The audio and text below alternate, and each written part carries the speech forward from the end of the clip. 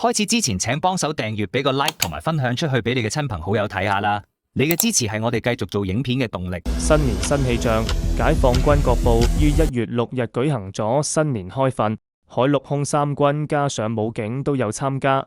不過相關活動最矚目嘅應該係新飛機及無人裝備。就在開訓第3日，內地航空巨企瀋陽飛機工業集團發佈咗殲35戰機新年第一飛嘅照片。殲35戰機已生產咗最少60架，亦登上電磁彈射嘅福建艦，已經成為航母艦載機嘅新一代主力戰機。點解瀋飛仲要喺新一年公告第一飛呢？專家從首飛亮相新機外表觀察，發現日前首飛嘅殲35戰機有摺疊翼蓋板與兩段式後緣襟翼，發動機尾噴管出現明顯變化，推測可能係動力裝置有升級。估計呢架最先進嘅第5代隱形戰機正試飛新型號，新型號動力明顯更上一個台階。至於佢新披6E首飛，係因為殲35機體由大量金屬同複合材料拼接而成。試飛時，飛機既要暴露喺潮濕空氣升降，又要不斷調校及重新拼接，同已入列及登艦服役機有完整軍機塗裝唔同，所以新機暫時塗上防腐防鏽、含有酪酸鹽嘅綠色底漆。測試完畢量產後嘅新型號一樣會塗上銀灰隱形塗裝。網上亦話新型號戰機可能命名為殲35A。中國正打造2艘新型航母，艦載機需求一樣大。講完新機首飛，再嚟睇全軍開訓。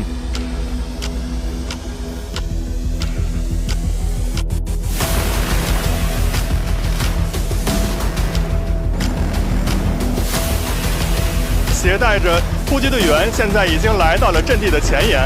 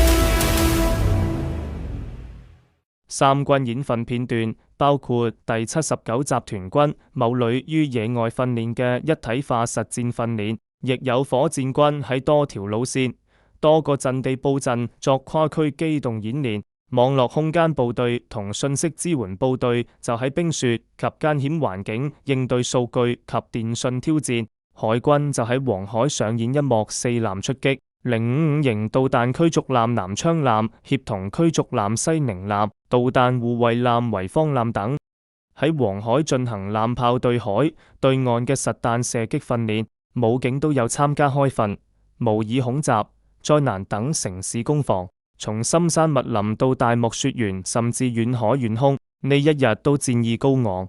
不過開訓日表現最矚目嘅應該係無人裝備。演練片段多次可見機器狼及無人機協同作戰，譬如炸彈狂爆、硝煙滿天時，機器狼依然勇猛做先鋒。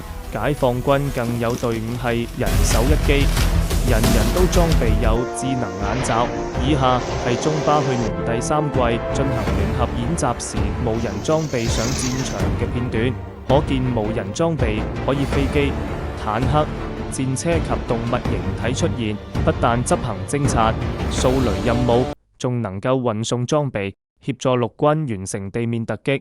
無人裝備係未來戰爭最重要嘅戰力之一，今年估計會有更多呢類裝備問世。好啦，今日講到呢度，多謝支持。